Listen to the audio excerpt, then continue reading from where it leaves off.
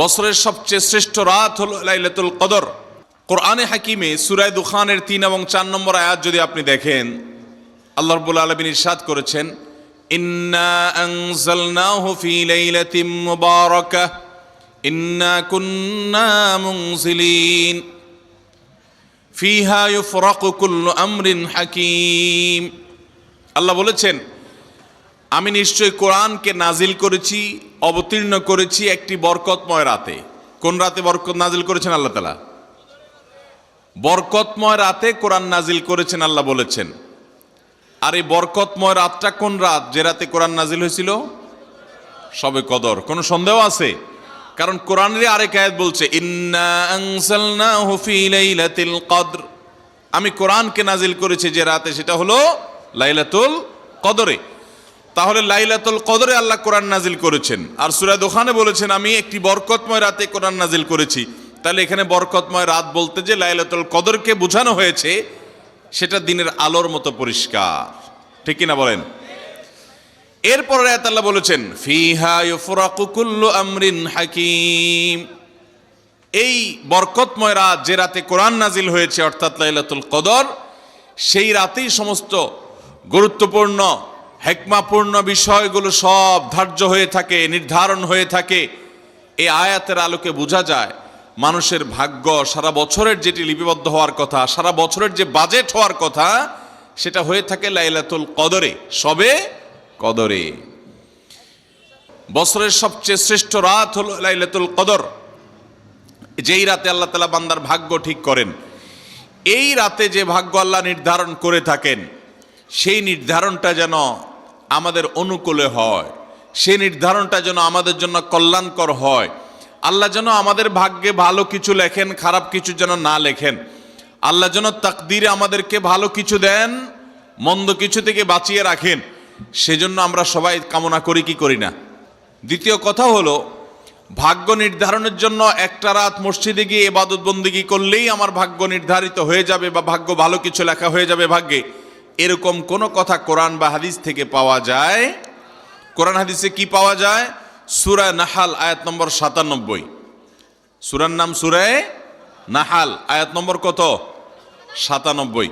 আল্লাহ রাব্বুল আলামিন ইরশাদ করেছেন, মান আমিলা সালিহাম মিনকুম মান আমিলা সালিহাম মিন যাকারিন আও উনসা ওয়া হুয়া মুমিন, পুরুষ হোক আর নারী হোক, যে কোনো ব্যক্তি যদি ইমানদার অবস্থায় ভালো কাজ করে, পুরুষ হোক কিংবা মহিলা, যে কেউ যদি ভালো কাজ খুঁটে খুঁটে খুঁটে নেক আমল করে, ভালো ভালো নেক কাজ, কোরআন হাদিসে নির্দেশিত কাজ, আল্লাহ যা করতে বলেছেন, রাসূল সাল্লাল্লাহু আলাইহি ওয়াসাল্লাম যা করতে বলেছেন, যদি সে কাজগুলো করে, এমত অবস্থায় করে যে সে ইমানদার, অর্থাৎ ইমান থাকতে হবে, ইমান আছে এই অবস্থায় যদি নেক আমল করে, তাহলে কি হবে? আল্লাহ বলেছেন, ফালানুহাইয়ান্নাহু হায়াতান তাইয়্যিবাহ, তাহলে সেই পুরুষ সে নারীকে আমি পবিত্র জীবন দান করব। কি জীবন দান করবেন বলছেন আল্লাহ? পবিত্র জীবন দান করবেন। এই পবিত্র জীবনে মানুষ সুখী থাকবে, এই পবিত্র জীবনে মানুষ সমৃদ্ধ থাকবে, এই পবিত্র জীবনে মানুষ ভালো থাকবে, নেক থাকবে। ওয়ালানাজজিয়ান্নাহুম আজরাহুম বিআহসানি মা কানু ইয়ামালুন, এবং এই ইমানদার নারী পুরুষরা যদি নেক আমল করে, ভালো কাজ করে যদি সব সময়, তাহলে সেক্ষেত্রে আল্লাহ বলেছেন তারা যে ভালো কাজ করেছে ওইটার সবচেয়ে উত্তম বিনিময় আমি তাদেরকে দান করব। তাহলে এই আয়াত থেকে প্রমাণ হয়, যদি কেউ ইমান আনার পর নেকামল করতে থাকে, নেকামল করতে থাকে, একদিনের নেকামল নয়, এক রাতের নেকামল নয়, সারা বছর জুড়ে সারা জীবন ধরে ভালো কাজ করার চেষ্টা যদি কেউ করে, আল্লাহ তাআলা তাকে পবিত্র জীবন দিবেন, সৌভাগ্যবান মানুষের জীবন দিবেন, সুখী মানুষের জীবন দিবেন। এখান থেকে বোঝা যায় কি, ভাগ্য নির্ধারণের জন্য এক রাত আমল করতে হবে নাকি সারা বছর? সূরা আরাফ আয়াত নম্বর 96। সূরা আরাফ আয়াত নম্বর কত? 96। আল্লাহ বলেছেন, ওয়ালাউ আন্না আহলাল কুরা আমানু ওয়াত্তাকাউ, যদি কোন জনপদের লোকেরা ঈমান আনে আর তাকওয়া অবলম্বন করে। তাকওয়া কি? তাকওয়া হলো আল্লাহর ভয়ে সে আল্লাহর নির্দেশগুলো মানে আর হারামগুলো বর্জন করে, এরকম যদি কেউ করে, লাফাতাহনা আলাইহিম বারাকাতিম মিনাস সামাই ওয়াল আরদ, আল্লাহ বলেছেন তাহলে ওই ব্যক্তিকে আসমান এবং জমিন থেকে সমস্ত বরকত সমূহের দুয়ার সবগুলো তার জন্য খুলে দেওয়া হবে। তাহলে বোঝা গেল মানুষের জীবনে বরকত নাজিল হবে, মানুষ সুখে থাকবে, ভালো কিছু তার তাকদিরে লেখা হবে। তখন যখন বান্দা নেকামল করে, যখন বান্দা গুনাহ থেকে বাঁচে, তাকওয়া অবলম্বন করে, তখন তার ওই এক রাত্রে গিয়ে আলাদা কিছু দোয়া বা বিশেষ পদ্ধতির কোনো জিকির আজকার এটার প্রয়োজন হয় না, বরং সে সারা বছর জুড়ে আল্লাহ তাআলা তার নসিবে ভালো কিছু লেখেন যদি সে বছর জুড়ে সারা জীবন ধরে নেকামল করে গুনাহ থেকে বাঁচে। ভাইরা আমার, আপনাকে আল্লাহ তাআলা কোনো কলকারখানার মালিক বানিয়েছে, কোনো মিল ইন্ডাস্ট্রি আছে আপনার। ধরুন আপনার বাসায় দুটা মেশিন আছে, সেলাই মেশিন আছে। আপনার যেই মেশিনটা ভালো, এটা দিয়ে আপনার কাজ হয়, প্রোডাকশন হয়, ওই মেশিনটাকে তেল মোবিল আপনি ঠিক মতো দিবেন কি দিবেন না? যেহেতু ওইটা সার্ভিস দেয় আপনাকে, ওখান থেকে আপনার প্রোডাকশন হয়, ভালো কিছু অর্জিত হয়, সেজন্য আপনি অটোমেটিকলি সেটার জন্য বিদ্যুৎ সাপ্লাই দিবেন, গ্যাস লাগলে গ্যাসের সাপ্লাই যে মেশিনের জন্য দরকার সেটা দিবেন, তেল মোবিল যা যা দেওয়া দরকার সেটা দিবেন, নষ্ট হলে সাথে সাথে ওটা ঠিক করাবেন, যা যা দরকার সব ব্যবস্থা আপনি করবেন। কারণ মেশিনটা আপনার প্রোডাক্টিভ, মেশিনটা আপনার প্রোডাকশন দিচ্ছে, এখান থেকে ভালো কিছু পাওয়া যাচ্ছে, সেজন্য আপনি এটা দিবেন। আরেকটা মেশিন যদি হয় যে মেশিন থেকে আপনার কোনো সার্ভিস আপনি পান না, প্রোডাকশন দেয় না, মেশিনটা নষ্ট হয়ে অকেজো হয়ে পড়ে আছে, তাহলে ওই মেশিনে কি আপনি বিদ্যুৎ সাপ্লাই দিবেন? ওখানে কি আপনি অন্য যা দরকার আছে তেল মোবিল নিয়মিত দেওয়া, এগুলো কি আপনি করবেন? করবেন না। হ্যাঁ, ওইটার জন্য মাসে মাসে কিস্তি যদি দেওয়ার দরকার হয়, আগে থেকে কেনা থাকে, তাহলে আপনি কিস্তি পরিশোধ করবেন। অন্য কিছু আগে থেকে করা দরকার আছে সেটা আপনি করবেন। আল্লাহ রাব্বুল আলামিন ঠিক একইভাবে তার যে বান্দারা তার অনুগত থাকে, তাকওয়া অবলম্বন করে, হারাম থেকে বাঁচে, গুনাহ থেকে বাঁচে, ফরজ কাজগুলো করে, আল্লাহ তাআলা তার সেই বান্দাদের জন্য ভালো কিছু তাদের তাকদীরে লিপিবদ্ধ করেন, তাদের জন্য নসিবে ভালো কিছু রাখেন, তাদেরকে সুখের জীবন দান করেন, সৌভাগ্য দান করেন, আল্লাহ তাআলা প্রকৃত প্রশান্তি মনের সেটা দান করেন আল্লাহর ইমানদার এবং নেককার বান্দাদেরকে, আমলে সালেহ কর্মওয়ালা বান্দাদেরকে, মুত্তাকি পরহেজগার বান্দাদেরকে। আর যারা আল্লাহর এই আনুগত্য করে না, যারা আল্লাহ রাব্বুল আলামিনের প্রতি ঈমান আনে না, যারা নেকামল করে না, যারা তাকওয়া অবলম্বন করে না, এই মানুষগুলো তাদেরকে আল্লাহ তাআলা ওই দুনিয়াতে বেঁচে থাকার জন্য, দুনিয়া সিজনুল মুমিন ওয়া জান্নাতুল কাফির হাদিসে আসছে, দুনিয়া হলো ইমানদারের জন্য জেলখানা আর কাফিরের জন্য, ইমানদারের জন্য হলো জেলখানা আর কাফিরের জন্য জান্নাতের মতো যা খুশি করতে পারে। আল্লাহ তাআলা তাকে কিছু রিজিক দিয়ে বাঁচায় রাখেন, কিন্তু এই রিজিকের কোনো মূল্য আল্লাহর কাছে নাই।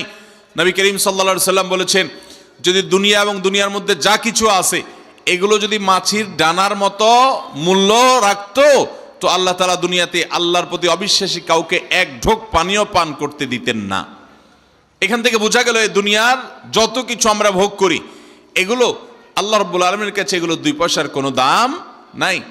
বিশেষ করে যারা আখিরাতে বিশ্বাসী না, যারা আল্লাহর প্রতি ঈমান নাই, সে কাফেরদের জন্য এগুলো আল্লাহ তাআলা দিয়ে থাকেন, কারণ এগুলো সামান্য সময়ের ভোগ, অনন্ত অসীমকালের সুখ এবং দুনিয়ার প্রকৃত প্রশান্তি, এটা আল্লাহ শুধু তার ইমানদার বান্দাদের জন্যই বরাদ্দ করে রেখেছেন। তো এই আয়াত থেকে, হাদিস থেকে বোঝা যায় যে ইমানদাররা যখন নেকামল করবে, তাদের জন্য আল্লাহ তাআলা নসিবে ভালো কিছু দিবেন, তাদের জন্য আল্লাহ তাআলা তাদের ভাগ্যে ভালো কিছু দিবেন, তাদের ভাগ্য সুপ্রসন্ন হবে। আর যদি কেউ বদামল হয়, তাহলে আল্লাহ রাব্বুল আলামিন তার জন্য প্রকৃত প্রশান্তি, আসল সুখের ঠিকানা, সেটা আল্লাহ তাআলা তাদেরকে কখনো দিবেন না। মুহতারাম হাজরিন, অতএব আমরা যদি চাই আমাদের ভাগ্যে ভালো কিছু লেখা হোক, তাহলে প্রথম কাজ করতে হবে, আমাদেরকে নেকামল করতে হবে। ঈমান আনার পর কি করতে হবে? নেকামল করতে হবে। আল্লাহ আমাদের সবাইকে সে তৌফিক দান করুন। ঈমান আনার পর ভালো কাজ করতে হবে, নেকামল করতে হবে। আমরা যদি ঈমান আনার পর নেকামল করি, ভালো কাজে লিপ্ত হই, তাকওয়া চর্চা করি, তাহলে আল্লাহ রাব্বুল আলামিন আমাদের ভাগ্যে ভালো কিছু রাখবেন। এই ব্যাপারে একজন ঈমানদারের ঈমান মজবুত থাকতে হবে। আরেকটা উপমা নেই আমরা, ধরুন একজন জনপ্রতিনিধি, ওনার যারা প্রচার প্রচারণা করে, ওনার পক্ষে যারা মানুষের কাছ থেকে ভোট কালেকশন করে, সংগ্রহ করে, এই জনপ্রতিনিধির কাছে যদি কোনো রিলিফের মাল আসে, সরকারি চাল ডাল ইত্যাদি এসব যদি আসে, তিনি তার এলাকার মানুষদেরকে, ভোটারদেরকে, জনগণ তাদেরকে তিনি, যারা অভাবী, যারা এটার হকদার, তাদেরকে দিবেন। এটা তার দায়িত্ব, কর্তব্য থাকে।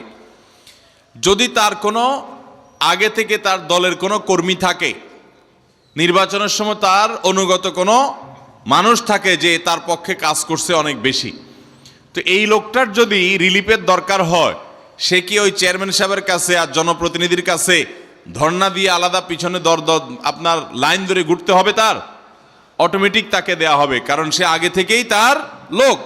অতএব অন্য 10 জন যদি পায়, এই লোক বরং তারও আগে পাবে। ঠিক একইভাবে যে সারা বছর জুড়ে নেকামল করে, তাকওয়া অবলম্বন করে, গুনাহ থেকে বাঁচে, আল্লাহর আনুগত্য করে, আল্লাহর আদেশ নিষেধগুলো মেনে চলে, 5 ওয়াক্ত নামাজ পড়ে, হালাল হারাম বাজ বিচার করে চলে, আল্লাহর ভয় অন্তরে লালন করে, ওই আল্লাহর বান্দাকে আল্লাহ যখন ভাগ্য লিপিবদ্ধ করবেন, আল্লাহ যখন বাজেট ঘোষণা করবেন, তখন আল্লাহ তাআলা তার সে ইমানদার, সে মুত্তাকি বান্দার জন্য বাজেট রাখবেন ভালো, এটা তো বলার অপেক্ষা রাখে। অতএব ভাগ্য সুপ্রসন্ন হওয়ার জন্য, ভাগ্যে ভালো কিছু লেখা হওয়ার জন্য এক রাতের ইবাদত নয়। এই সমস্ত আয়াত, হাদিস, উপমা থেকে আমরা বুঝাবার চেষ্টা করছি যে আমাদেরকে করতে হবে সারা বছর জুড়ে ভালো কাজের চর্চা, নেকামলের চর্চা। তাহলে আমরা নেকামলের মাধ্যমে আল্লাহ রাব্বুল আলামিনের কাছ থেকে ভালো কিছুর ফয়সালা পাবো ইনশাআল্লাহ। মোহতারাম হাজিরিন, আমরা অনেকে দোয়ার জন্য অনেক অস্থির হই, পেরেশান হই যে অমুক হুজুর যেন আমার জন্য একটু দোয়া করে দেন, ইমাম সাহেব আমার জন্য একটু দোয়া করে দেন। বড় কোনো আলেম পাইলে আমরা দোয়ার জন্য অনেক চেষ্টা করি যে ভাই আপনি একটু আমার জন্য দোয়া করে দেন। এটা ভালো, এটা খারাপ কিছু না। আমরা যারা এক রাতে আমল ইবাদত করে আমাদের ভাগ্যের ভালো কিছু লেখানোর জন্য চেষ্টা করি, আমি সেই ভাইদেরকে বলতে চাই, সারা দুনিয়ার সমস্ত ভালো মানুষ, সকল নেক মানুষ, এমনকি মক্কা মদিনার ইমাম সাহেবরা, হারামাইনের ইমাম খতিবগণ, সারা দুনিয়ার সকল আল্লাহওয়ালা, নেককার এবং ভালো মানুষ যারা আছেন, আব্দে সালেহ যারা আছেন, আল্লাহর ওলি যারা আছেন, তাদের সবার দোয়া আমরা পাইতে চাই। একটা সহজ উপায় আছে, সেটা কি? এই এতক্ষণ যেটা বললাম, অর্থাৎ আপনি যদি নিজেকে ভালো মানুষ হিসাবে গড়ে তোলার জন্য চেষ্টা করেন, আপনি 5 ওয়াক্ত নামাজ পড়বেন, আল্লাহর হুকুম মতো চলবেন, আপনি হারাম থেকে বাঁচার জন্য সংগ্রাম যুদ্ধ চালাবেন, আপনি হক হালালি চলার চেষ্টা করবেন, আপনি তাকওয়ার উপরে চলার চেষ্টা করবেন। যদি আপনি এটা করেন, তাহলে অটোমেটিকলি সারা দুনিয়ার সমস্ত নেককার মানুষদের দোয়া একবার না, বারবার বারবার, হাজার হাজার লক্ষ লক্ষ বার আপনি পেতে থাকবেন। কিভাবে? আমরা নামাজের মধ্যে আত্তাহিয়াত পড়ি কি পড়ি না? এই আত্তাহিয়াতের মধ্যে একটা কথা আছে, আসসালামু আলাইনা ওয়া আলা ইবাদিল্লাহিস সালিহিন। এর অর্থ কি? এর অর্থ হলো, হে আল্লাহ, নামাজের মধ্যে নামাজরত অবস্থা দোয়া, এখানে দোয়া করছে মুসল্লি, হে আল্লাহ, আসসালামু আলাইনা, আল্লাহ আমার প্রতি শান্তি বর্ষিত হোক, আমাদের প্রতি শান্তি বর্ষিত হোক, ওয়া আলা ইবাদিল্লাহিস সালিহিন, এবং আল্লাহর যত নেককার বান্দা আছে সারা পৃথিবীতে, সারা দুনিয়াতে যত নেককার বান্দা আল্লাহর আছে, যারা ভালো কাজ করার চেষ্টা করে, যারা হক হালালি চলার চেষ্টা করে, যারা হারাম উপার্জন করে না, যারা হারাম জিনিস দেখে না, হারাম জিনিস ধরে না, হারাম খায় না, হারাম কথা বলে না, হারাম জায়গায় যায় না, হারাম কাজ করে না, 5 ওয়াক্ত নামাজ পড়ে, যাকাত ফরজ হলে যাকাত দেয়, হজ ফরজ হলে হজ করে, রমজান আসলে রোজা রাখে, সকল ফরজ কাজগুলো করে, এক কথায় কোরআন হাদিসকে মেনে চলার চেষ্টা করে যারা, তার জীবনের অক্ষরে অক্ষরে প্রতিটা পদক্ষেপে, এদেরকে বলা হয় নেককার বান্দা। নামাজে আত্তাহিয়াতে প্রত্যেকটা মুসল্লি সারা পৃথিবীর সমস্ত প্রান্ত থেকে আল্লাহর কাছে দোয়া করে, আসসালামু আলাইনা ওয়া আলা ইবাদিল্লাহিস সালিহিন, আল্লাহ আমাদের প্রতি তো শান্তি বর্ষিত করবেনই, সেই সাথে আপনার নেককার বান্দা যারা আছেন, যা সারা দুনিয়াতে, এই সকল নেককার বান্দাদের প্রতি আপনি শান্তি বর্ষিত করেন। এই দোয়া প্রত্যেকটা মানুষ নামাজের মধ্যে করে কি করে না? তাহলে আপনি যদি নিজেকে নেককার বান্দা হিসাবে শামিল করতে পারেন, আপনি যদি নিজেকে আল্লাহর হুকুম এবং আল্লাহর আনুগত্য কর্ণওয়ালা মানুষ হিসাবে গড়ে তুলতে পারেন, তাহলে অটোমেটিকলি আপনি সারা দুনিয়ার সমস্ত নেককার মানুষদের দোয়া পেয়ে যাবেন। আল্লাহ আমাদের সবাইকে সে তৌফিক দান করুন। ভাইরা আমার, নেককারদের জন্য অটোমেটিকলি দোয়া হয়। শুধুমাত্র আল্লাহর নেককার বান্দা মানুষরা না, ফেরেশতারা দোয়া করে। আল্লাহর সকল নেককার মানুষদের দোয়া আমরা অটোমেটিক পাবো। তাহলে আমাদের ভাগ্যে যেন ভালো কিছু লেখা হয়, তার জন্য আমাদের যে আমলটা করতে হবে তা হলো আমলে সালেহ।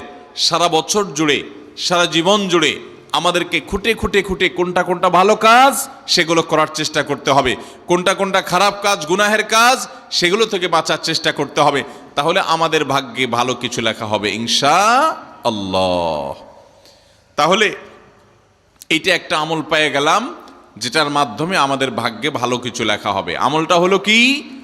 সারা বছর জুড়ে, সারা জীবন জুড়ে আমাদেরকে খুঁটে খুঁটে আল্লাহর হুকুম কোনটা সেটা মানতে হবে, আল্লাহ কোনটা নিষেধ করেছেন সেটা থেকে বেঁচে থাকতে হবে। এই কাজ যদি অব্যাহত রাখি, আমাদের নসিবে ভালো কিছু এমনিই হবে ইনশাআল্লাহ।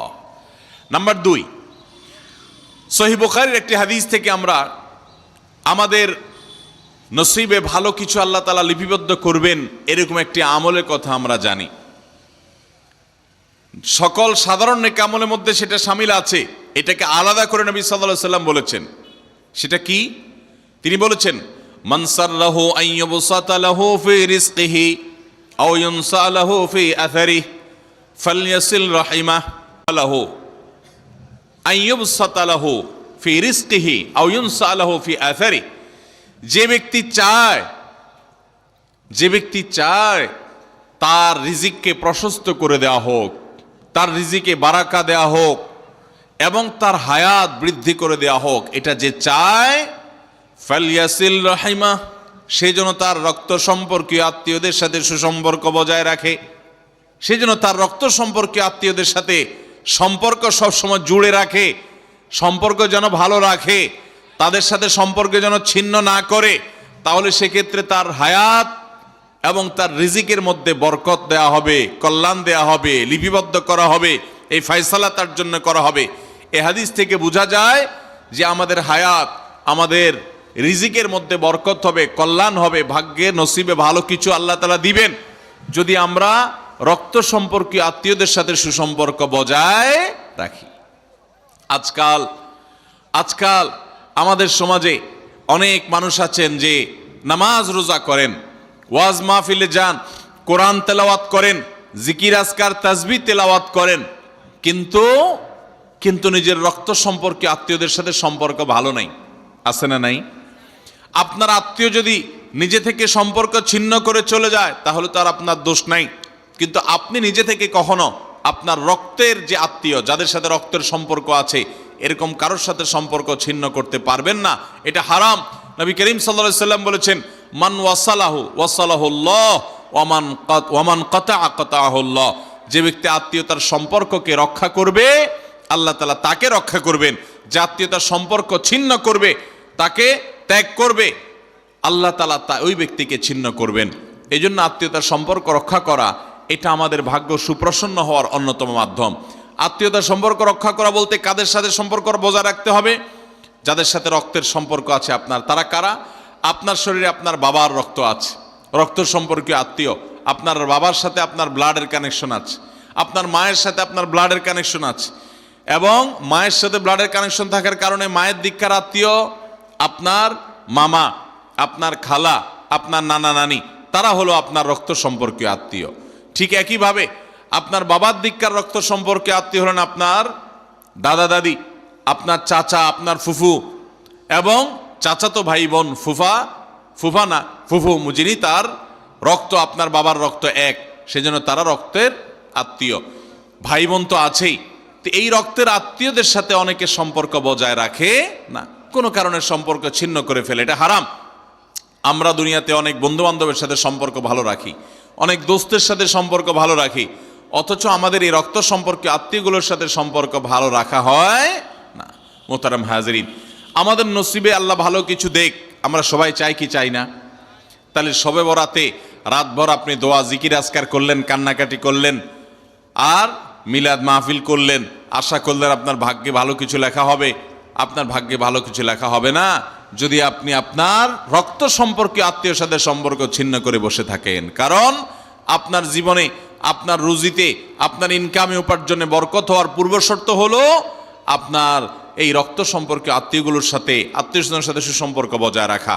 হ্যাঁ, তারা যদি সুসম্পর্ক বজায় রাখতে গেলে আপনার ক্ষতি করে, আপনাকে বিপদে ফেলে, তাহলে আপনি নিজেকে বাঁচাতে পারেন, আত্মরক্ষার জন্য আপনি দূরত্ব বজায় রাখতে পারেন। কিন্তু তাই বলে তাদের সাথে আপনি সম্পর্ক নষ্ট করে থাকবেন, তাদেরকে ভুলে থাকবেন বা তাদের সাথে সম্পর্ক রাখবেন না, এটা কিন্তু জায়েজ হতে পারে না। ইংল্যান্ডের একটা ইউনিভার্সিটির একটা জরিপের কথা অনলাইনে আমি একবার দেখেছিলাম। এটার উপর একটা প্রতিবেদন দেখেছিলাম যে একটা নামকরা বিশ্ববিদ্যালয়, তারা বিশ্ববিদ্যালয়ের ছাত্রদের মধ্যে একটা সার্ভে তারা চালিয়েছিলেন। তারা দেখতে চেয়েছেন যে ছাত্রদের মধ্যে কারা বেশি হায়াত পায় আর কারা কম পায়। যারা বেশি হায়াত পায় তাদের মধ্যে বৈশিষ্ট্য কি আছে, যারা কম পায় তাদের মধ্যে কোন বৈশিষ্ট্যের অভাব আছে। তো এটা নিয়ে দীর্ঘ অনেক বছরের একটা জরিপ তারা চালিয়েছেন, একটা নিরীক্ষা তারা চালিয়েছেন। সেই নিরীক্ষায় দেখা গেল যে যেই ছাত্ররা দীর্ঘদিন পর্যন্ত হায়াত পেয়েছেন এবং তারা অনেক দিন দুনিয়াতে বেঁচেছেন, তাদের বেশিরভাগই দেখা গেছে, সবাই না, বেশিরভাগই দেখা গেছে যে তারা সাধারণত তাদের পারিবারিক এবং আত্মীয় স্বজন, বন্ধুবান্ধব, অন্যদের সাথে হাসি খুশি, অর্থাৎ মানুষের সাথে সম্পর্ক বজায় রাখছে। আর যারা সম্পর্ক বজায় রাখে নাই, এই মানুষগুলো তাদের তুলনামূলকভাবে প্রথম গ্রুপের চাইতে তারা অনেক আগে দুনিয়া থেকে চলে গেছেন, অনেক আগে তারা মারা গেছেন। এটা প্রত্যেকটা ব্যক্তির ক্ষেত্রে আলাদা আলাদা করে খাটানো যাবে না, এটা একটা টোটাল জরিপের ফসল। তো এই জরিপও প্রমাণ করে নবী করিম সাল্লাল্লাহু আলাইহি ওয়াসাল্লাম যে বলেছেন, যারা রক্ত সম্পর্কের আত্মীয়গুলোর সাথে সুসম্পর্ক বজায় রাখে তাদের হায়াতে এবং রিজিকে বরকত দেওয়া হয়। এই জরিপের রিপোর্টও সেটা সত্যতাকে প্রমাণ করে। আল্লাহ তাআলা আমাদের সবাইকে আমাদের আত্মীয় স্বজনের সাথে সুসম্পর্ক বজায় রাখার তৌফিক দান করুন। তাহলে আমাদের ভাগ্যে যেন ভালো কিছু লেখা হয়, ভাগ্য যেন সুপ্রসন্ন হয়, সেজন্য আমরা দ্বিতীয় আমলও পেয়ে গেলাম। নাম্বার 3, বান্দার ভাগ্য এবং নসিবে ভালো কিছু যেন হয়। মন্দ কোনো কিছু যদি আল্লাহ না করুন কারণ নসিবে লেখা থাকে, সেটা যেন দূর হয়, সেটা যেন তার ক্ষতি না করে, এবং আল্লাহ রাব্বুল আলামিন যেন সেই ফয়সালা বান্দার উপরে কার্যকর না করেন। সেজন্য তৃতীয় আমল হলো দোয়া। কারণ এই মর্মে মুস্তাদরাকে হাকিমের একটি দোয়া আছে, হাদিস আছে, যে হাদিসে নবী সাল্লাল্লাহু আলাইহি ওয়াসাল্লাম বলেছেন, লা ইয়ারুদ্দু তাকদীর ইল্লা দুআ। তিরমিজিতে একই হাদিস আসছে, ভাষ্য ভিন্ন, লা ইয়ারুদ্দুল কাযা ইল্লা আদ-দুআ। বান্দার তাকদীর, বান্দার ভাগ্য, এটা কোনো কিছুই পরিবর্তন করতে পারে না। অন্য এক হাদিসে আসছে, আল্লাহ যা ফয়সালা করেন সেটা আর পরিবর্তন করেন না। তবে এই হাদিস থেকে একটা এক্সেপশন পাওয়া যায়, সেটা হলো যদি কেউ আল্লাহ তাআলার কাছে কায়মন বাক্যে দোয়া করতে পারে, দোয়ার হক আদায় করে যদি দোয়া করতে পারে, তাহলে এই দোয়া আল্লাহ রাব্বুল আলামিনের তাকদীরকে পর্যন্ত তার জন্য পরিবর্তন করে দেওয়া হয় দোয়ার মাধ্যমে। আল্লাহ তাআলা আমাদেরকে সবাইকে সেভাবে দোয়া করার তৌফিক দান করুন। আমরা চেষ্টা করব তো ইনশাআল্লাহ। তাহলে তৃতীয় আমল আমরা পেয়ে গেলাম, সেটা হলো দোয়া। আল্লাহ তাআলার কাছে যদি কেউ চোখের পানি ফেলে দোয়া করে, আল্লাহ আপনি আমার নসিবে যদি খারাপ কিছু লেখাও থাকে সেটা থেকে আপনি আমাকে উদ্ধার করেন। যদি কেউ দোয়ার হক আদায় করে দোয়া করতে পারে, দোয়া কবুলের জায়গাগুলোতে দোয়া করতে পারে, যথাযথভাবে দোয়া করতে পারে, দোয়ার শর্ত পূরণ করে দোয়া করতে পারে, কায়মন বাক্যে দোয়া করতে পারে, চোখের পানি ফেলে দোয়া করতে পারে, দোয়া এত বড় অস্ত্র দোয়া এত বড় মাধ্যম, দোয়া এত বড় একটা উপায় যে এটা দিয়ে আল্লাহর লিখন, আল্লাহর তাকদীর, এটা আল্লাহর কাছ থেকে পরিবর্তন করিয়ে আনা যায় এই দোয়ার মাধ্যমে। অথচ এই দোয়াও আমরা বেশি মানুষ করতে পারি না। আমরা হুজুরদের দিকে চায় থাকি যে হুজুরদের সাথে আমরা শুধু আমিন আমিন বলবো, নিজেরা আল্লাহর কাছে দোয়া করবো এটা আমরা জানি না। অথচ আল্লাহ বলেছেন উদউনি আস্তাজিব লাকুম, তোমরা আমার কাছে দোয়া করো, আমি তোমাদের দোয়া কবুল করব। অতএব ভাইরা আমার, আমরা আল্লাহ রাব্বুল আলামিনের কাছে আমাদের ভাগ্যে যেন ভালো কিছু লেখা হয় সেজন্য আল্লাহর কাছে বেশি বেশি করে দোয়া করব। এবং আমাদের তাকদীরে যদি কোনো ক্ষতিকর কিছু থাকে তো সেটা যেন আমাদের ক্ষতি না করে আল্লাহ রাব্বুল আলামিন যেন আমাদের প্রতি রহম করেন, এই মর্মে আমরা যদি দোয়া করি তো দোয়ার মাধ্যমে আল্লাহ তাআলা তাকদীরও পরিবর্তন করে। অবশ্য তাকদীরের মধ্যে দুইটা প্রকার আছে, একটা তাকদীরে মুবরাম আর একটা তাকদীরে গায়রে মুবরাম। তাকদীরে গায়রে মুবরাম যেটা, সেটা তাকদীর দোয়ার মাধ্যমে ফয়সালা আল্লাহ পরিবর্তন করেন। মুবরাম যেটা পরিবর্তন করেন না, অর্থাৎ যেটা চূড়ান্ত করেছেন আল্লাহ তাআলা আগে থেকে, সেটা পরিবর্তন করেন না। তবে বান্দার হায়াতের ক্ষেত্রে কোন কোন হাদিস থেকে জানা যায় আল্লাহ রাব্বুল আলামিন কোন নেক আমলের ফলে দোয়ার মাধ্যমে আল্লাহ রাব্বুল আলামিন অনেক সময় সেটাতে পরিবর্তন করেন এবং সেটাতে বারাকা দান করেন। অতএব আমাদেরকে তাকদীর, ভাগ্য যেন সুপ্রসন্ন হয়, আমাদের নসিব যেন ভালো হয়, আল্লাহ যেন ভালো কিছু দান করেন, সেই জন্য শবে বরাতে রাত ভরে ইবাদত বন্দিগি, এই জন্য নয়, বরং আমাদের ভাগ্যে ভালো কিছু হওয়ার জন্য বছর জুড়ে আমাদেরকে নেক আমল করতে হবে। এক রাত ইবাদত বন্দি করলেন, সারা বছর কোন নফল নামাজ, ফরজ নামাজ, অন্যান্য ফরজ কাজ করলেন না, আর আপনি আশা করলেন যে আল্লাহ আপনার জন্য ভাগ্যে ভালো কিছু লিখে দিবে, এটা সঠিক নয়। আর ভাগ্যের নির্ধারণটা মূলত লাইলাতুল কদর, এটি বোঝা যায় সূরা দুখান থেকে, অন্যান্য সূরা থেকে। অতএব আমাদের সবাইকে আমাদের ভাগ্যে ভালো কিছু লেখার জন্য বেশি বেশি আমাদের 5 ওয়াক্ত ফরজ নামাজ সহ আল্লাহর সমস্ত ফরজ বিধানগুলো মেনে চলতে হবে, হারাম এবং গুনাহের কাজগুলো থেকে বেঁচে চলতে হবে, এবং সেই সাথে আমাদের সবাইকে বেশি বেশি করে, বিশেষ করে নেককারদের কাতারে শামিল হতে হবে। আমি যত বেশি নেককার হতে পারবো, ওই যে নামাজে আত্মেহাতের মধ্যে নেককারদের দোয়া পাবো, আমার প্রতি শান্তি আল্লাহর এমনি বর্ষিত হবে। এবং দ্বিতীয় আমল হলো বেশি বেশি করে আত্মীয় স্বজন, রক্ত সম্পর্কীয় যারা, তাদের সাথে বিশেষভাবে সুসম্পর্ক বজায় রাখতে হবে। সম্পর্ক নষ্ট করা যাবে না, সম্পর্ক ছিন্ন করা যাবে না। এবং তৃতীয় আমল হলো বেশি বেশি দোয়া করতে হবে। এই তিনও আমল যখন আমরা একযোগে চালাবো, একদিক থেকে সাধারণ সব নেক আমল করব, বিশেষভাবে আমি আত্মীয় স্বজনের সাথে সুসম্পর্ক বজায় রাখার চেষ্টা করব, এবং আল্লাহর কাছে দোয়ার আমলটা বেশি বেশি করব, বরকত নাজিল হওয়ার মতো কাজগুলো বেশি বেশি করব। ইনশাআল্লাহ আল্লাহ রাব্বুল আলামিন আমার নসিবে ভালো কিছু দিবেন এবং মন্দ কিছু থেকে আমাকে বাঁচাবেন। নবী করিম সাল্লাল্লাহু আলাইহি সাল্লাম আল্লাহর কাছে দোয়া শিক্ষা দিয়েছেন, আল্লাহুম্মা ইন্নী আউযু বিকা মিন দারকিল বালা, আল্লাহুম্মা ইন্নী আউযু বিকা মিন সুইল কাদা। আল্লাহ, আপনার কাছে আমার ভাগ্যের ক্ষতি থেকে আমি আপনার কাছে পানা চাই। অর্থাৎ আমার তাকদীরে, কাজার মধ্যে যদি কোনো ক্ষতিকর কিছু আপনি লিখে থাকেন, তাহলে সেই সুউল কাজা, এটা থেকে আমি আপনার কাছে পানা চাই। অতএব এই মর্মে আল্লাহর কাছে যত বেশি আমরা দোয়া করব, আল্লাহ রাব্বুল আলামিন আমাদেরকে তত বেশি হেফাজত করবেন। আল্লাহ তাআলা আমাদের নসিবে দুনিয়া এবং আখিরাতে, ইহকালে এবং পরকালে ভালো কিছু লেখেন, আমাদের নসিবে যেন ভালো কিছু হয় সেই তৌফিক আল্লাহ তাআলা আমাদেরকে দান করেন। আমরা সবাই আমলগুলো করব তো ইনশাআল্লাহ। সম্মানিত ভাই সকল, এই মাসে আমাদের সবচেয়ে প্রধান এবং সবচেয়ে মূল যে কাজটি বিশেষ গুরুত্বের সাথে করা উচিত, সেটি হলো যথাযথভাবে সিয়াম পালন করা। কারণ এই মাসের প্রধান আমলটাই হলো সিয়াম বা রোজা। আর সিয়াম শব্দের অর্থ বিরত থাকা। অতএব আমাদেরকে এই মাস আল্লাহ রাব্বুল আলামিন সিয়াম পালন করার নির্দেশ দিয়ে মূলত বিরত থাকার অভ্যাস আমাদের গড়ে তুলবার সুযোগ দিয়েছেন। অতএব যথাযথভাবে সিয়াম পালন করার মানে হলো সিয়ামকে তার স্ট্রাকচারাল দিকটাকে খেয়াল করার পাশাপাশি তার ফিনিশিংয়ের দিকটাকেও খেয়াল করতে হবে। সিয়ামের বা রোজার বাহ্যিক স্ট্রাকচারাল দিকটা তো একেবারেই পরিষ্কার। শোবে সাদিক থেকে নিয়ে ফজরের ওয়াক্ত হয় তখন থেকে নিয়ে সূর্যাস্ত পর্যন্ত এই পুরো সময় পানাহার এবং যৌনতা, এটা থেকে বিরত থাকা, এটাই হলো সিয়ামের মূল স্ট্রাকচার। এটা ঠিক রাখার পাশাপাশি আমরা যখন সিয়ামকে অর্থবহ করার জন্য অন্য সব নিষিদ্ধ বিষয়গুলো থেকেও বিরত থাকবো, বেঁচে থাকবো, তখন ইনশাআল্লাহ সিয়াম আমাদের আরো বেশি কার্যকর, আরো বেশি যথাযথ, আরো বেশি আমাদের জন্য জান্নাত লাভের কারণ হবে, জাহান্নাম থেকে মুক্তির কারণ হবে ইনশাআল্লাহ বিইذনিল্লাহ।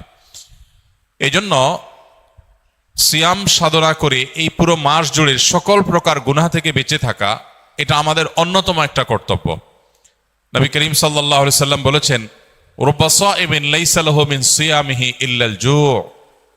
বহু রোজাদার আছে যাদের রোজা ক্ষুধার্ত থাকা ছাড়া আর বিশেষ কোনো কাজে আসে না। আমরা যেন সেই হতভাগা মানুষদের কাতারে শামিল না হই। আল্লাহ রাব্বুল আলামিন আমাদের সবাইকে সেই তৌফিক দান করুন। প্রিয় ভাইরা আমার, এই জন্য মুখ দ্বারা গীবত, মিথ্যা, পরনিন্দা, ঝগড়া, যত রকমের নিষিদ্ধ কর্ম আছে সেগুলো থেকে বিরত থাকা, হাত দিয়ে, পাও দিয়ে, অন্যান্য অঙ্গ প্রত্যঙ্গ দিয়ে সকল প্রকার গুনাহ থেকে বেঁচে থাকা, এটা হবে আমাদের রমাদানের অন্যতম একটা গুরুত্বপূর্ণ পদক্ষেপ। এটা যদি করতে পারি তাহলে রমাদান মাসের সিয়াম পালন সার্থক হবে, সফল হবে ইনশাআল্লাহ বিইذনিল্লাহ। আল্লাহ আমাদের সবাইকে সকল প্রকার গুনাহ থেকে বেঁচে থাকার তৌফিক দান করুন। সিয়ামের উদ্দেশ্য যে তাকওয়া অর্জন করা, সে তাকওয়া হাসিল হওয়ার জন্য, সে তাকওয়া অর্জন হওয়ার জন্য সকল প্রকার গুনাহের পথগুলো বন্ধ করা, এটা অত্যন্ত গুরুত্বপূর্ণ। গুনাহের পথগুলো যদি খোলা থাকে তাহলে এই সিয়াম অর্থবহ হবে না, এই সিয়াম যথাযথ হবে না, এই সিয়াম আমাদের জন্য কার্যকর হবে না। এই জন্য আমরা চেষ্টা করব সর্বোচ্চ সকল গুনাহ থেকে বেঁচে থাকার। রব্বে করিম আমাদের সবাইকে সেই তৌফিক দান করুন। প্রিয় ভাইরা আমার, এই মাস আসার পরও যদি আমরা আমাদের গুনাহগুলো আল্লাহর কাছে মাফ করাতে না পারি, চোখের পানি ফেলে, দোয়া করে, কান্নাকাটি করে, সিজদায় গিয়ে একান্তে নিরিবিলি আল্লাহর সাথে যদি এই মাসেও কথা বলতে না পারি, তাহলে জীবনে আর কখনো এই সুযোগ হওয়ার আশা বড় দুরূহ। এর চেয়ে হতভাগা আল্লাহর জমিনে আর কেউ নেই যে ইসলাম গ্রহণ করার পর মুসলিম হয়েও রমাদানের সুফলটা আদায় করতে পারল না। তার চেয়ে হতভাগা আর কেউ নেই।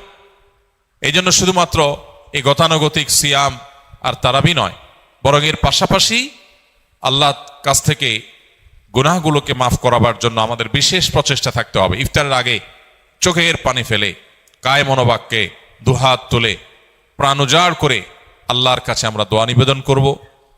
এবং সাহরি খেতে উঠলে ভোর রাতে তখন দোয়ায় মনোনিবেশ করব। চলতে ফিরতে, উঠতে বসতে আল্লাহকে স্মরণ করব। মোবাইলে, সোশ্যাল মিডিয়াতে বিভিন্ন চোখের জেনা, কানের জেনা, বিভিন্ন রকমের যে গুনাহগুলো হয় সেগুলোর পথগুলো সব বন্ধ করব ইনশাআল্লাহ। তবে এই রমাদান আমাদের তাকওয়া হাসিলের কারণ, এই সিয়াম আমাদের তাকওয়া অর্জনের কারণ এবং আমাদের জীবনকে পরিবর্তনের কারণ হবে ইনশাআল্লাহ বিইذনিল্লাহ। আল্লাহ রাব্বুল আলামিন আমাদের সবাইকে এই রমাদানের সর্বোচ্চ সদ্ব্যবহার করার তৌফিক দান করুন। লাইলাতুল কদর বা শবে কদর যেটাকে আমরা বলি, এই লাইলাতুল কদরে দাঁড়িয়ে বেশি বেশি নফল নামাজ পড়বো আমরা, দীর্ঘ রুকু, দীর্ঘ সিজদা, দীর্ঘ কেরাতে, দৃঢ়স্থিরতার সাথে, সৌন্দর্যের সাথে। তো কোরআন তেলাওয়াত বেশি বেশি করা, দোয়া করা, জিকির আজকার করা, আল্লাহর কাছে আল্লাহ স্মরণ করা, এগুলোর মধ্য দিয়ে আমরা রাতকে কাটাবো। লাইলাতুল কদরে বিশেষ আমল বলতে একটা দোয়াই শুধু হাদিস দ্বারা আমরা জানতে পারি, সেটা হলো নবী করিম সাল্লাল্লাহু আলাইহি সাল্লাম মা আয়েশা রাদিয়াল্লাহু তাআলা আনহাকে শিখিয়েছেন যে লাইলাতুল কদর পেলে তিনি যেন এই দোয়া পড়েন, আল্লাহুম্মা ইন্নাকা আফুউন তুহিব্বুল আফওয়া ফা'ফু আন্নী। আল্লাহ, আপনি ক্ষমাশীল, ক্ষমাশীলতাকে আপনি পছন্দ করেন, অতএব আমাকে ক্ষমা করুন। এই দোয়া আমরা বেশি বেশি পড়বো। এর বাইরে লাইলাতুল কদরের বা শবে কদরের আলাদা কোনো নামাজের ফরম্যাট নাই যে এত সংখ্যক রাকাত পড়তে হবে এবং প্রথম রাকাতে অমুক সূরার সাথে অমুক সূরা এতবার, দ্বিতীয় রাকাতে তমুক সূরা এতবার, এরকম কোনো বাধ্যবাধকতা নেই। যে কোনো সূরা দিয়ে অন্য যে কোনো সাধারণ নামাজের মতো করে আমরা লাইলাতুল কদরের নামাজ পড়তে পারি। আর এর জন্য আলাদা কোনো নিয়ত নেই যে নাওয়াইতু আন উসাল্লিয়া সালাত লাইলাতুল কদর বা লাইলাতুল কদর নামাজ পড়ছি, এরকম কোনো আলাদা নিয়ত দরকার নেই। আমি লাইলাতুল কদরে পড়ছি, আমার মাথায় আছে, এটুকুই নিয়ত ইনশাআল্লাহ যথেষ্ট হবে এবং সুন্দরভাবে সালাত আদায় করা, নামাজ পড়াটাই হলো গুরুত্বপূর্ণ। লাইলাতুল কদরে গুরুত্বপূর্ণ বিষয়গুলো ধার্য হয়। আল্লাহ তাআলা সূরা দুখানের একেবারে শুরুতে বলেছেন, ফিহা ইউফরাকু কুল্লু আমরিন হাকিম। লাইলাতুল কদরে সব গুরুত্বপূর্ণ বিষয়গুলোকে ধার্য করা হয়। এই জন্য লাইলাতুল কদরে গুরুত্বপূর্ণ বিষয় যেন আমার নসিবে আল্লাহ লেখেন, আল্লাহ যেন তাকদিরে ভালো কিছু দেন, আমরা আল্লাহর কাছে দোয়া করব। এবং সেই সাথে তাকদিরে যেন ভালো কিছু হয় সেজন্য নেক আমল করবো ইনশাআল্লাহ। যে যত বেশি নেক আমল করবে এবং যে যত বেশি গুনাহ থেকে বেঁচে থাকবে, আল্লাহ তাআলা তার জন্য তত বেশি কল্যাণের ফয়সালা, ভালোর ফয়সালা করবেন। আমরা আল্লাহর কাছে দোয়া করব এবং নেক আমল করব, গুনাহ থেকে বেঁচে থাকবো। বাস এই ত্রিমুখী প্রচেষ্টায় আমাদের নসিবে ভালো কিছু আসবে। এর বাইরে আলাদা কিছু আমল আছে যেগুলো নিয়ে আমাদের স্বতন্ত্র একটা ভিডিও বোধহয় ইউটিউবে আছে, যে ভাগ্য সুপ্রসন্ন হবে যে সমস্ত আমলের ডিটেল সেখানে বলা আছে। যেমন কেউ যদি চায় তার রিজিক বাড়ুক, কেউ যদি চায় তার হায়াত বাড়ুক, তাহলে সে আত্মীয় স্বজনের সাথে সুসম্পর্ক বজায় রাখবে, রক্ত সম্পর্কীয় বন্ধনগুলো মজবুত করবে। কারণ বুখারী বর্ণিত হাদিসে নবী সাল্লাল্লাহু আলাইহি ওয়াসাল্লাম বলেছেন, মান সাল্লাহু আইয়ুবসাতা লাহু ফি রিজকিহি আও ইউনসা লাহু ফি আথারিহি ফালিয়াসিল রাহিমা। যে চায় তার রিজিক প্রশস্ত হোক, তার হায়াত বাড়ুক, বরকত হোক, তাহলে সে যেন তার রক্ত সম্পর্কীয় সম্পর্কগুলো বাড়ায়। ঠিক তেমনি ভাবে জীবনে বারাকা লাভের যে সমস্ত উপায়গুলো আছে, যে কোনো কাজ বিসমিল্লাহ দিয়ে শুরু করা, কুল্লু আমরিন যি বালিন লাম ইউবদা বিবিসমিল্লাহি ফাহুয়া আবতার আও আকতা আও কামা ওয়ারাদা ফিল হাদিস। কোনো গুরুত্বপূর্ণ কাজ আল্লাহর নাম নিয়ে শুরু করলে সেখানে বরকত হয়। অতএব আমার নসিবে ভালো কিছু হওয়ার জন্য এই আমার হাদিস বর্ণিত আমলগুলোকে আমরা ফলো করতে পারি। আর জেনারেলি কথা হলো নেক আমল বেশি করা, গুনাহ থেকে বেঁচে থাকা, আর নসিবে ভালো কিছু দেওয়ার জন্য আল্লাহর কাছে দোয়া করা। লা ইয়ারুদ্দুত তাকদীর ইল্লা দোয়া, কারণ তাকদীর এটা দোয়া দ্বারায় ক্ষেত্র বিশেষে পরিবর্তন হয়, হাদিস দ্বারা প্রমাণিত। এই জন্য গভীরভাবে আল্লাহর কাছে দোয়া মনোনিবেশ করতে হবে। রমাদানের শেষ দশকের বিশেষ আমল নবী করিম সাল্লাল্লাহু আলাইহি সাল্লামের জীবনী থেকে যেটা আমরা প্রায়, সেটা হলো যে আম্মা জান আয়েশা রাদিয়াল্লাহু তাআলা আনহা থেকে বর্ণিত, নবী করিম সাল্লাল্লাহু আলাইহি সাল্লাম রমজানের শেষ দশক যখন শুরু হতো তখন তিনি কি করতেন? কানান নবী সাল্লাল্লাহু আলাইহি সাল্লাম ইদা দাখালাল আশর, রমজানের শেষ দশক যখন শুরু হতো, আহইয়া লাইলা, নাম্বার 1, তিনি রাত জেগে ইবাদত করতেন। অনেক মুহাদ্দিসগণ, অনেক হাদিস বিশারদগণ বলেছেন এর অর্থ হলো রাতে তিনি ঘুমোতেন না শেষ দশক। আবার অনেক মুহাদ্দিসগণ বলেছেন কুমিল লাইলা ইল্লা কালিলার উপর আমল করে সামান্য ঘুমাতেন, বেশিরভাগ রাতে ইবাদত করতেন। তাহলে 1 নম্বর আমল হলো শেষ দশকের প্রতিটা রাত জেগে ইবাদত করা। নাম্বার 2, ওয়াইকাজা আহলাহ, নফল আমলের জন্য অন্য কোনো সময় পরিবারকে ডেকে তুলতেন না, কিন্তু রমজানের শেষ দশক পরিবারকে ঘুম থেকে ডেকে তুলতেন ইবাদতের জন্য। তার মানে পরিবারকে ইবাদতের জন্য উদ্বুদ্ধ করতে হবে। 3 নম্বর, ওয়াসাদ্দামি ইজারাহ, তিনি ইবাদতের জন্য কোমর বেঁধে নিতেন। কোমর বেঁধে নেওয়ার একটা অর্থ করেছেন অনেক হাদিস বিশারদ, স্ত্রী সহবাস থেকে দূরে থাকতেন। আরবরা এরকম কোমর বেঁধে নেওয়া বলতে এরকম ইঙ্গিত করে থাকে। আবার অনেক মুহাদ্দিসগণ এর ব্যাখ্যা করেছেন যে কোমর বেঁধে নেওয়া মানে আমরা যেরকম বলি কোমর বেঁধে ইবাদত করা, কোমর বেঁধে নেমে যাওয়া কোনো কাজে, তার মানে সর্বোচ্চ মেহনত এবং পরিশ্রম সাধনা করতেন ইবাদতের জন্য। আর অন্য আরেকটি হাদিসে আসছে, কানা ইয়াজতাহিদু ফীহি মা লা ইয়াজতাহিদু ফি গায়রি, নবীজি শেষ দশকে ইবাদতের জন্য এত বেশি পরিশ্রম করতেন, বছরে অন্য কোনো সময় ইবাদতের জন্য এত পরিশ্রম করতেন না। অথচ আমরা শেষ দশকে বেশিরভাগ মানুষ হয় গ্রামের বাড়ি যাওয়ার নিয়ে ব্যস্ত, গ্রামের বাড়ি যাওয়ার পরে বিভিন্ন বাড়িতে বাড়িতে ঘোরার, গ্রামে গ্রামে ঘোরার নিয়ে ব্যস্ত, আর শহরে যারা আছি তারা কেনাকাটা, শপিং ইত্যাদিতে ব্যস্ত।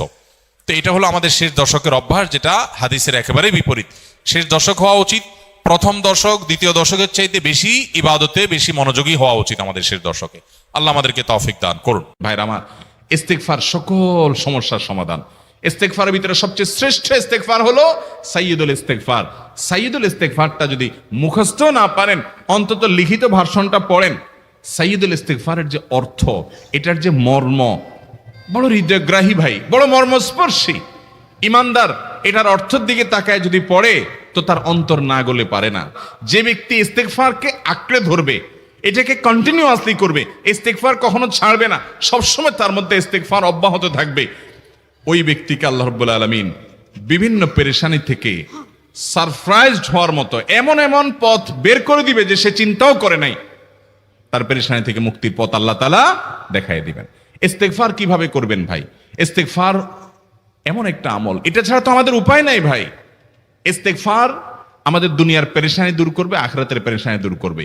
দুনিয়ার পেরেশানি আমাদের বিপদ আপদ মুসিবত, এগুলো রিজিকের অনটন অভাব এগুলা, আর আখিরাতের পেরেশানি হলো আমাদের পাপ গুনাহ এগুলা। কোরআনে কারিমে আল্লাহ রাব্বুল আলামিন সূরা নূহের মধ্যে আল্লাহ নবী নূহ আলাইহিস সালাম তার সম্পর্কে বলছেন, ফাকুলতুস্তাগফিরু রাব্বাকুম ইন্নাহু কানা গাফফারা ইউরসিলিস সামাআ আলাইকুম মিদরারা ওয়া ইউমদিদুকুম বিআমওয়ালিন ওয়া বানিন ওয়া ইয়াজআল লাকুম জান্নাতিন ওয়া ইয়াজআল লাকুম আনহারা। তিনি বলেন, আমি বলেছি আমার জাতিকে তোমরা ইস্তেগফার কাছে ইস্তেগফারটা করতে থাকো। রুটি রুজি নাই, চাকরি নাই, ইনকাম নাই, ব্যবসা খারাপ যাচ্ছে, পেরেশানি হচ্ছে, ইস্তেগফার ধরো। কি হবে? ইন্নাহু কানা গাফফারা। যদি ইস্তেগফার করো, এক নম্বর লাভ হলো আল্লাহ মাফ করে দিবেন গুনাহ। ইউরসিলিস সামাআ আলাইকুম মিদরারা, যাতে ফসল ভালো হয়, রিজিক ভালো হয়, সেই ব্যবস্থা আল্লাহ করবেন। ওয়া ইউমদিদুকুম বিআমওয়ালিন ওয়া বানিন, ছেলে মেয়ে হয় না অথবা ভালো ছেলে মেয়ে নাই, আল্লাহ তাআলা নেক সন্তান দিয়ে তোমাকে শক্তিশালী করবেন, সম্পদ দিয়ে শক্তিশালী করবেন। ওয়া ইয়াজআল লাকুম জান্নাতিন ওয়া ইয়াজআল লাকুম আনহারা, আল্লাহ তাআলা প্রসবন দিবেন, ফসল দিবেন, বরকত দিবেন রুজিতে। কিসের মাধ্যমে? ইস্তেগফার। কিসের মাধ্যমে ভাই? ইস্তেগফার। আহা, ইস্তেগফারের আমল আমাদের দেশে মানুষ আমরা জানি না ভাই। এটাও আরবদেরকে আমি দেখেছি, সারাক্ষণ তারা অবসর সময়গুলোতে ইস্তেগফার করতে থাকে। আস্তাগফিরুল্লাহ ওয়া আতুবু ইলাইহি, আস্তাগফিরুল্লাহ, আস্তাগফিরুল্লাহ। মানে কি? আল্লাহর কাছে আমি ক্ষমা প্রার্থনা করি, আল্লাহর কাছে আমি মাপ চাই, আল্লাহর কাছে আমি তওবা করি, আল্লাহর দিকে আমি ধাবিত হই, আল্লাহর কাছে আমি ফিরে যাই। আস্তাগফিরুল্লাহ, আস্তাগফিরুল্লাহ। আপনি বসে আছেন নিরিবিলি, ভাইরা আমার, এখন আর নিরিবিলি বলতে কোনো সময় নাই, এখন আর ফ্রি টাইম নাই, এখন আর আমাদের অবসর টাইম নাই। আস্তাগফিরুল্লাহ কখন বলবো? মোবাইল টিপতে টিপতে টিপতে টিপতে, ফেসবুকে নোটিফিকেশন দেখতে দেখতে দেখতে, লাইক কমেন্ট গুনতে গুনতে আমাদের এখন কোনো ফুরসত নাই। বাহিরে তো নাই, টয়লেটে গেলেও তখন আমাদের ব্যস্ততা মোবাইল নিয়ে, ফেসবুক নিয়ে, ঘুমাইতে গেলেও আমাদের ব্যস্ততা। ও ভাই আমার, অথচ আমার হায়াত শেষ হয়ে যাচ্ছে, আমল নামার শূন্য খালি, ফেসবুক টিপাটিপিতে পরিপূর্ণ। আল্লাহর কাছে কি নিয়ে যাবেন? ইস্তেগফার করবেন তো ইনশাআল্লাহ? অবসর সময় ইস্তেগফার করবেন তো ইনশাআল্লাহ? নিরিবিলি আছেন, একাকী আছেন, ইস্তেগফার চালায় দেন। 10 সেকেন্ড টাইম পাইছেন, ইস্তেগফার শুরু করে দেন। ডাক্তারের কাছে গেছেন, ওয়েটিং এ আছেন, বসে আছেন, ইস্তেগফার করতে থাকেন। সিরিয়াল আছেন কোনো কাজের, ইস্তেগফার করতে থাকেন। ডিউটিতে যাচ্ছেন, গাড়িতে, বাইসাইকেলে, বাইকে, যে কোনো ভাবে পায়ে হেঁটে ইস্তেগফার করতে থাকেন। যে কোনো অবসরের সময়গুলোকে ইস্তেগফার দিয়ে পরিপূর্ণ করে দেন। ভাইরা আমার, ইস্তেগফার সকল সমস্যার সমাধান। ইস্তেগফারের ভিতরে সবচেয়ে শ্রেষ্ঠ ইস্তেগফার হলো সাইয়্যিদুল ইস্তেগফার। সাইয়্যিদুল ইস্তেগফারটা যদি মুখস্থ না পারেন, অন্তত লিখিত ভার্সনটা পড়েন। সাইয়্যিদুল ইস্তেগফারের যে অর্থ, এটার যে মর্ম, বড় হৃদয়গ্রাহী ভাই, বড় মর্মস্পর্শী। ইমানদার এটার অর্থের দিকে তাকায় যদি পড়ে, তো তার অন্তর না গলে পারে না। আল্লাহুম্মা আনতা রব্বি, হে আল্লাহ আপনি আমার রব, আপনি আমার পালনকর্তা লাগেন, আপনার সাথে আমার এই সম্পর্ক, আমি আপনার গোলাম, আপনি আমার রব, এই সম্পর্কটা আপনার সাথে আছে। আল্লাহুম্মা আনতা রব্বি লা ইলাহা ইল্লা আন্ত, ও আল্লাহ আপনি ছাড়া আমার ইবাদত, আমার গোলামি, আমার দাসত্ব, উপাসনার উপযুক্ত আর কেউ নাই। আল্লাহুম্মা আনতা রব্বি লা ইলাহা ইল্লা আন্ত খালাকতানি, আপনি আমাকে সৃষ্টি করেছেন, ওয়া আনা আবদুক, আল্লাহ আমি আপনার গোলাম। দেখেন কিভাবে আল্লাহর সাথে সম্পর্কটার কথা বলা হচ্ছে মুহাব্বতের সাথে। খালাকতানি ওয়া আনা আবদুক, আল্লাহ আপনি আমাকে সৃষ্টি করেছেন আর আমি আপনার গোলাম। ওয়া আনা আলা আহদিকা ওয়া ওয়া'দিকা মাস্তাতা'তু, আল্লাহ আপনার সাথে যে অঙ্গীকার করেছিলাম, আলাস্তু বিরব্বিকুম, আপনি জিজ্ঞেস করেছেন, আলমে আরওয়াহাতে আমরা বলেছি বালা, হ্যাঁ আপনি আমার রব।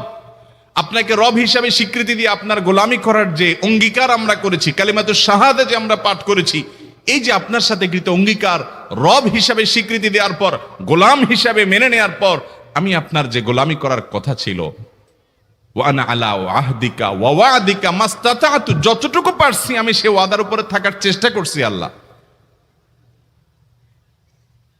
ওয়া আনা আলা আহদিকা ওয়া ওয়া'দিকা মাস্তাতা'ত আবুউ লাকা বিনি'মাতিকা আলাই, আল্লাহ আমি স্বীকার করি আপনি আমার প্রতি অনেক নিয়ামত দিয়েছেন, অনেক নিয়ামত দিয়েছেন, এটা আমি স্বীকার করি। ওয়া আবুউ লাকা বিযামবি, আর আমি এও স্বীকার করি যে আল্লাহ অনেক অপরাধ, অনেক পাপ আমার দ্বারা হয়ে গেছে। ফাগফিরলি, অতএব আপনি আমাকে মাফ করে দেন। ফাইন্নাহু লা ইয়াগফিরুয যুনুবা ইল্লা আনতা, কারণ আপনি ছাড়া আর কেউ গুনাহ ক্ষমা করতে পারবে। ভাইরা আমার, অর্থর দিকে লক্ষ্য করে করে মর্মটা বুঝে বুঝে একটু সাইয়্যিদুল ইস্তিগফার পড়েন। লেখা দেখে দেখে পড়েন, ইউটিউব থেকে দেখে দেখে পড়েন, কিন্তু পড়েন। আল্লাহুম্মা আনতা রাব্বি লা ইলাহা ইল্লা আনত খালাকতানি ওয়া আনা আবদুকা ওয়া আনা আলা আহদিকা ওয়া ওয়া'দিকা মাস্তাতা'তু আউযু বিকা মিন শাররি আবু'ু লাকা বিনি'মাতিকা আলাইয়া ওয়া আবু'ু লাকা বিযামবি ফাগফিরলি ফাইন্নাহু লা ইয়াগফিরুয যুনুবা ইল্লা আনতা। এটা হলো বড় ইস্তেগফার। এত বড় ইস্তেগফার পড়তে পারেন না, কোনো পেরেশানি নাই, কোনো অসুবিধা নাই। সবচেয়ে ছোট ইস্তেগফার হলো আস্তাগফিরুল্লাহ, আস্তাগফিরুল্লাহ, আস্তাগফিরুল্লাহ। আল্লাহ আপনার কাছে ক্ষমা চাই, কত ভুল হয়ে যায়, কত অন্যায় হয়ে যায়। ভাইরা আমার, এটা হলো রিমুভার। ভুল করে কিছু লিখছেন, রিমুভ করে ফেলছেন, শেষ হয়ে গেছে। আপনি ঘন ঘন ইস্তেগফার পড়তে থাকেন, অগণিত ভুল হয়, অগণিত ত্রুটি হয়, বারবার ইস্তেগফার এগুলোকে সবগুলোকে শেষ করে দেয়। ভাইরা আমার, নিরাপত্তা এনে দেয়। আল্লাহ কোরআনে কারিমে বলেছেন যে আপনার রব আপনার কওমের প্রতি আযাব নাজিল করবেন না যদি আপনি থাকেন। আর যদি তারা ইস্তেগফারে রত রাখে, তাহলে গণ আযাব আল্লাহর পক্ষ থেকে আসবে। অতএব ভাইরা আমার, ইস্তেগফার বেশি বেশি করতে হবে। 6টা আমল, 6টা জিকির, দোয়া হলো শত শত হাজার দোয়া এবং জিকিরের সান্নিধ্যাসের। দ্বিতীয়টা হলো ইস্তেগফার। চেষ্টা করবো না ইনশাআল্লাহ ইস্তেগফার করার, চলতে ফিরতে আস্তাগফিরুল্লাহ ওয়া আতুবু ইলাইহি, অথবা শুধু আস্তাগফিরুল্লাহ। আরেকটা ইস্তেগফার হাদিসে বর্ণিত, আস্তাগফিরুল্লাহাল্লাযী লা ইলাহা ইল্লা হুয়াল হাইয়ুল কাইয়্যুম ওয়া আতুবু ইলাইহি ওয়া লা হাওলা ওয়া লা কুওয়াতা ইল্লা বিল্লাহ। এটাও ইস্তেগফার। তাহলে একটা বড় ইস্তেগফার, একটা মিডিয়াম, একটা ছোট, যার যেটা সুবিধা হয় এটা পড়েন। বড়টা হলো সাইয়্যিদুল ইস্তেগফার, সবচেয়ে শ্রেষ্ঠ ইস্তেগফার যেটা হাদিসে বর্ণিত হয়েছে। সাইয়্যিদুল ইস্তেগফার নবীজি সকাল সন্ধ্যা পাঠ করতেন, বিভিন্ন সময় পাঠ করতেন, রাতে পাঠ করার কথা বলতেন। সাইয়্যিদুল ইস্তেগফার পাঠ করলে আল্লাহ রাব্বুল আলামিন ওই দিনে, ওই রাতে, ওই ব্যক্তি মারা গেলে তার সব গুনাহ খাতা মাফ করে তাকে জান্নাত দিবেন ইনশাআল্লাহ। অতএব ভাইরা আমার, সাইয়্যিদুল ইস্তেগফার সবচেয়ে বড়, আস্তাগফিরুল্লাহাল্লাযী লা ইলাহা ইল্লা হুয়াল হাইয়ুল কাইয়্যুম ওয়া আতুবু ইলাইহি ওয়া লা হাওলা ওয়া লা কুওয়াতা ইল্লা বিল্লাহ। এটা হলো মাঝারি ধরনের। আর সবচেয়ে ছোট ইস্তেগফার হলো আস্তাগফিরুল্লাহ ওয়া আতুবু ইলাইহি। তাহলে 6 আমলের কয়টা গেল? 2টা। প্রথমটা হলো দুরূদ, আর দ্বিতীয়টা হলো ইস্তেগফার।